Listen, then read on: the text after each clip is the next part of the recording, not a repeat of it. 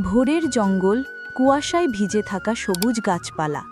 এক ছোট বাচ্চা বানর, মনু, পরিবারের দিকে তাকিয়ে বসে আছে। তার চোখে দায়িত্ববোধ। মনু গাছে উঠে পাকা ফল ছিঁড়ছে।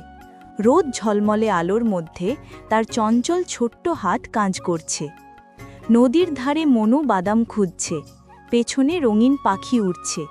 হঠাৎ এক বিশাল ঈগল আকাশ থেকে ঝাঁপ দিচ্ছে। মনু ভয় পেলেও দ্রুত লাফিয়ে গাছে উঠে বেঁচে যায়। প্রচণ্ড ঝড়, বাতাসে গাছ ভাঙছে, বজ্রপাত হচ্ছে। মনু ভিজে গাছে আটকে আছে। মনু পাহাড়ের উঁচু গাছে উঠছে। বাতাসে তার লোম ভিজে উড়ে যাচ্ছে। হাতে ফল নিয়ে নামার চেষ্টা করে। পরিবার সবাই ক্ষুধার্ত অবস্থায় অপেক্ষা করছে। মনু ফল নিয়ে আসতেই সবাই খুশিতে ঝাঁপিয়ে পড়ে। বুড়ো বাবা মা চোখ ভিজিয়ে মনুর দিকে তাকাচ্ছে। ছোট ভাই বোনেরা মনুকে জড়িয়ে ধরছে। সবাই অনেক খুশি।